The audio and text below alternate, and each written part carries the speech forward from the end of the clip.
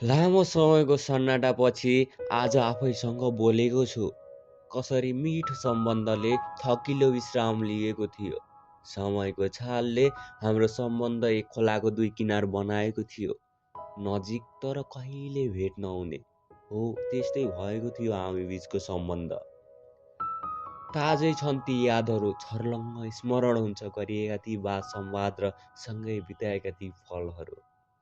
कसरी हाम्रो मिलन भएको थियो र त्यो सँगै बिछोड पनि। उनी भौतिक रूपमा मदेखि टाढा भए पनि आध्यात्मिक रूपमा सधैँ मेरो मनस्पटनमा भएको महसुस हुन्छ। सम्बन्ध सकिए पनि मनले उनलाई नै खोजिरहेको हुन्छ।